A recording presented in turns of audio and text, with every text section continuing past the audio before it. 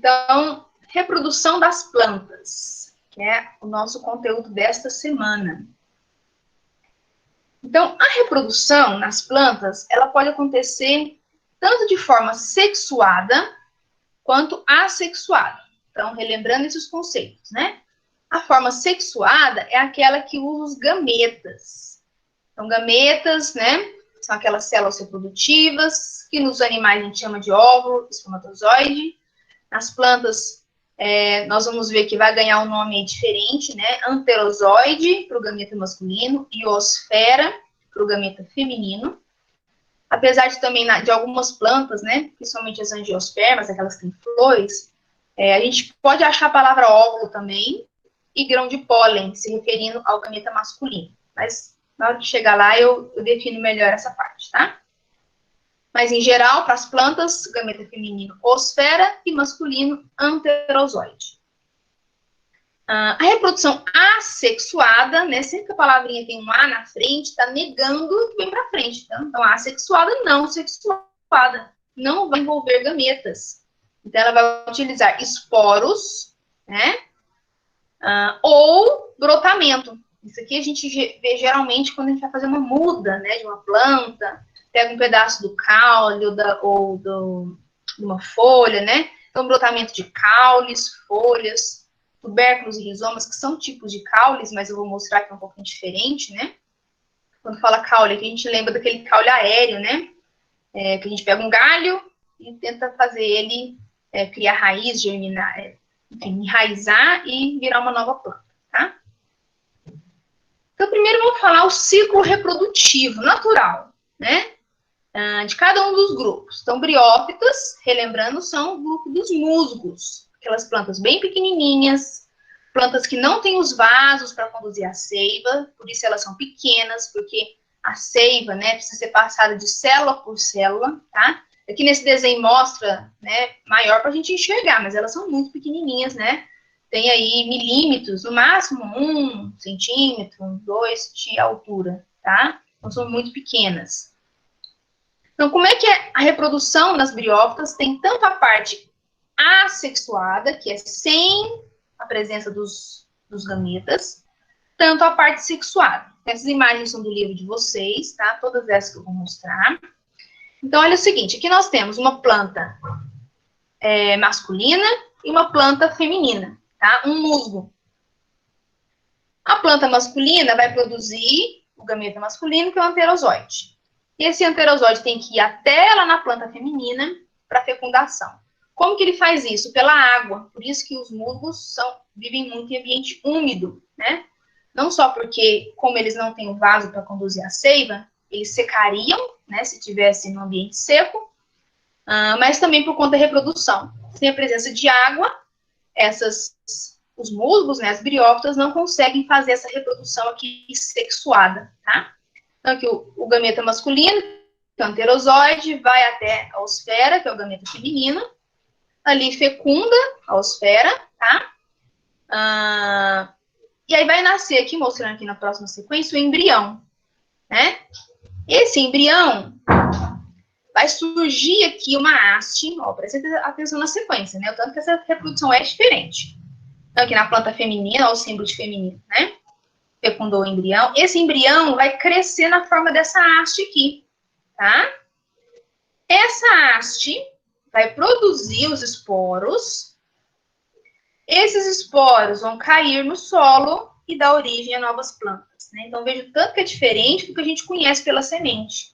Se fosse uma planta com semente, que a gente vai ver daqui a pouco, quando fecundasse o embrião aqui, né, e virasse o embrião, essa planta ia produzir frutos, semente, essa semente ia cair na terra, né? Só que, olha só, o embrião germina na própria planta, nasce essa haste produz os esporos, esses esporos é reprodução assexuada, tá? Porque não tem a união ali dos gametas, eles caem no solo, e aí é daí que surge um novo musgo, uma nova briófita, tá bom? As pteridófitas vão ser um pouco semelhantes também às briófitas, tá? Vou pegar aqui a planta adulta, né? Pteridófitas são as samambaias. Então, nós temos aqui a planta adulta.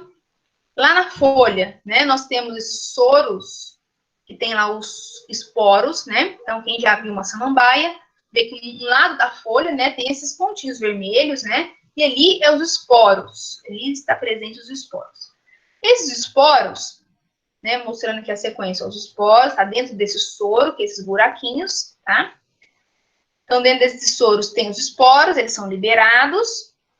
Quando eles caem, né, num solo, num ambiente propício ali, eles germinam, nasce esse chamado prótolo aqui, né, parece ficar uma folha no formato de coração com umas raizinhas. Esse prótolo continua crescendo e aí nasce essa folha aqui para fora, tá? Então, percebam, aqui não mostrou, tá?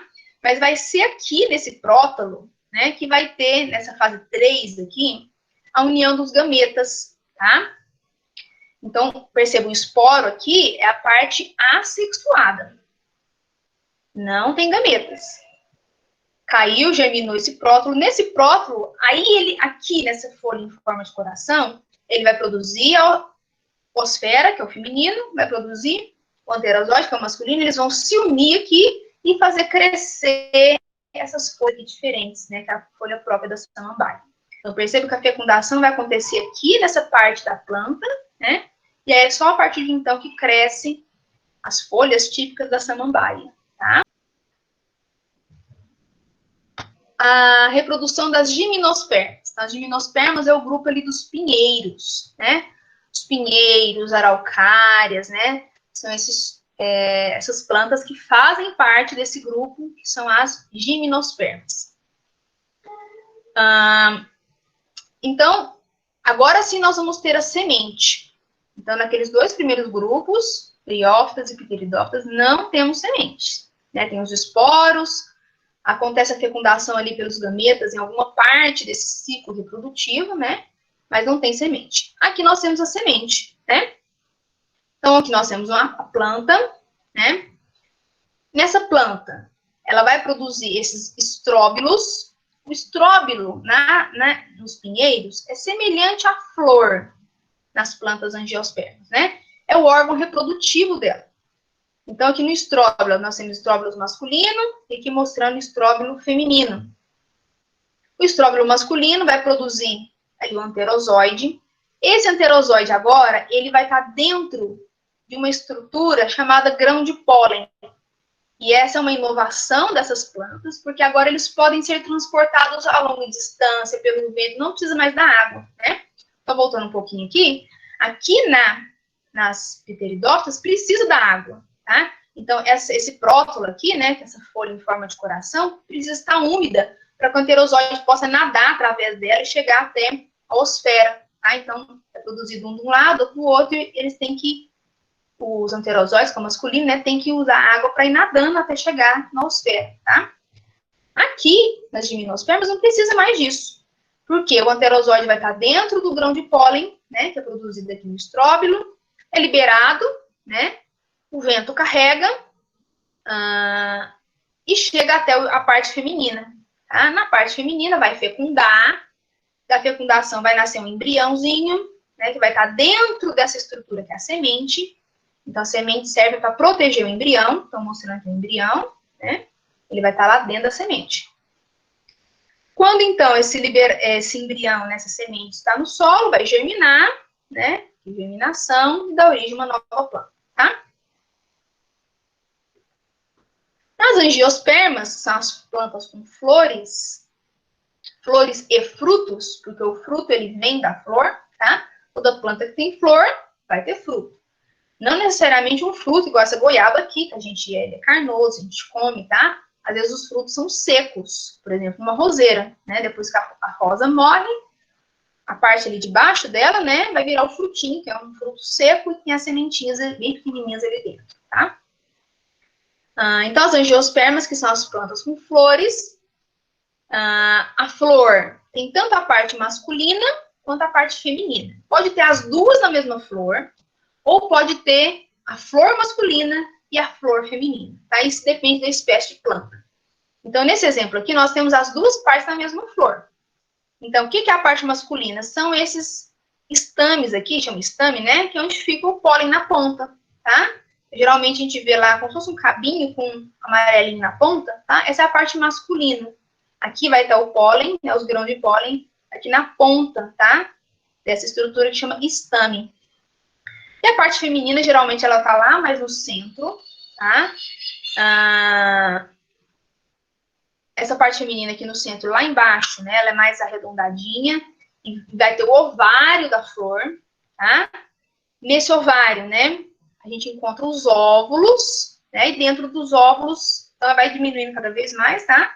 A osfera, né? Então, o óvulo para a planta é uma estrutura um pouco maior, né? Que vai abrigar ali a osfera, que é o gameta em si, tá? Então, quando o grão de pólen ele cai aqui na parte feminina da flor, né? Ele vai entrar aqui por esse tubinho chamado tubo polínico, né? Que é o próprio pólen que vai fazendo esse caminho, tá? Liberando substância ali que vai fazendo esse tubo. Então, ele vai aqui pelo tubo polínico até chegar lá no ovário da flor, que é onde está o gameta feminino. Lá ele fecunda a osfera, né, que está no óvulo. Isso aqui vai se tornar sementes, né? Então, ó, a flor em si começa a desaparecer. Essa parte aqui, que é o ovário da flor, vai se desenvolver no fruto, olha aqui a sequência, o fruto verde, que está crescendo, ó. Isso aqui era o ovário da flor. Então, vai crescendo, se tornando fruto, lá dentro tem as sementes, né? E dentro das sementes tem o embrião, que está ali adormecido, né? Esperando um momento apropriado para ele poder germinar, tá? Nas angiospermas, nós temos outros, né, organismos, outros fatores, digamos assim, que podem fazer a polinização. Então, lá nos pinheiros, geralmente é o vento mesmo, tá? Nas angiospermas, pode ser animais, diversos tipos, insetos, como abelhas, borboletas, pode ser mamíferos, como morcego, né? O vento também pode fazer isso. Em plantas aquáticas, né? A água carrega o pólen, tá? E são vários tipos de polinização, tá? Tem uma questão no roteiro de estudos que é para vocês fazerem uma pesquisa, né? De como chama cada um desses tipos de polinização. Então, vou dar um exemplo que é também uma resposta, né? Então, por exemplo, quando é polinizado por vento, né? A polinização por vento chama anemofilia. Esse filia, polinização, anemo, vento. Polinizado por água, hidrofilia, né? E aí vocês vão pesquisar os que foram colocados lá, né? Não tem isso no livro, para fazer uma pesquisa na internet mesmo. Esse nome que ganha cada tipo de polinização, tá bom? A Calenda perguntando, flor tem gênero? Sim. Então, a flor ela pode ser tanto masculina, quando ela tiver só essas partes masculinas, né? Que são os estames. Pode ter flor feminina, quando ela tem só essa parte do meio aqui, que é a parte chamada estigma, né? Que é a parte feminina. Ou ela pode ser hermafrodita, que é quando ela tem as duas. A maioria das flores são hermafroditas, tá? A maioria das flores, elas terão tanto a parte masculina quanto a feminina. E vocês podem, né, por curiosidade, pegar diversas flores, né, que vocês encontrarem e passar a observar, tá? Mas tem algumas espécies, sim, que vai ter flor feminina e flor masculina. Mas a maioria é hermafrodita, tá?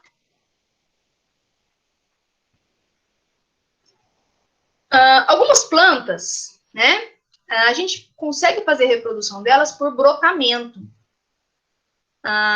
Ou elas fazem isso naturalmente, ou a gente pode fazer isso de forma artificial, né? Então, olha aqui, o brotamento de um caule. Você pegou um pedacinho do caule aqui, né? Na verdade, isso aqui é até uma forma de... Aí você coloca esse pedacinho no solo, né? E ele vai crescer para uma nova planta, tá? Na samambaia, né? Desculpa. Na violeta, a violeta é comum, né? Muitas pessoas fazerem isso em casa. Tirar aqui uma folhinha da violeta, colocar ela na água para ela enraizar. Quando ela começa a soltar umas raizinhas, transfere ela para a terra, né? E aí vai dar uma nova plantinha, tá?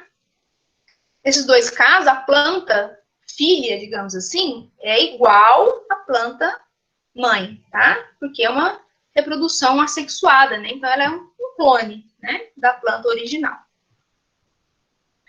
De forma natural, isso aqui também acontece, principalmente por estruturas de caule subterrâneos, né? Que nós vimos há 2 semanas atrás, que são os rizomas, que ó, no caso da bananeira, rizoma, ou os tubérculos, isso aqui também é um rizoma, nessa florzinha, tá? Ou tubérculos, igual a batata, né? Então, a batata, ela é um caule, né? Lembrando lá da aula sobre caule e raiz. Batata é caule. A gente pegar uma batata, às vezes até mesmo na geladeira, ela começa já a soltar esses brotos, né? Então, a gente pode enterrar essa batata e aqui vai surgir um novo pé de batata, tá? Então, não usou semente, a gente pegou uma parte da planta, que foi um caule, ela brotou e aí surgiu uma nova planta. A bananeira faz isso naturalmente, então, geralmente, quando tem um pé de banana, às vezes começa a ter vários outros pés perto. São tudo da mesma planta, tá? Ela solta aqui embaixo esse rizoma, que é um caule também, né? É um caule enterrado da bananeira. E tudo isso aqui para fora, também eu disse na aula sobre caule, é folha, tá? O caule da bananeira está enterrado. E a bananeira, então, começa a crescer esse rizoma e surgir novos pés de banana aqui em volta daquela bananeira original, tá? É o que mostra também nessa florzinha, que surge uma florzinha aqui, outra aqui, não são dois diferentes, são o mesmo. Estão ligados aqui embaixo por esse rizoma, tá bom? Então, mostrando aí as formas que as plantas têm de se reproduzir, que não é por sementes, tá? Mas nós vimos também lá que as briotas e as pteridófitas, elas também conseguem se reproduzir, né? Tanto na forma sexuada com os gametas, mas não usa sementes, né? Tem uma outra forma aí delas fazerem isso, tudo bem? Então, essa foi a nossa aula da semana, tá? Para entender um pouquinho aí sobre a reprodução das plantas, tem tudo isso aí no livro de vocês podem ler por lá também, né? Depois, na hora de fazer as questões, tá? E agora eu vou abrir para as dúvidas, se vocês tiverem.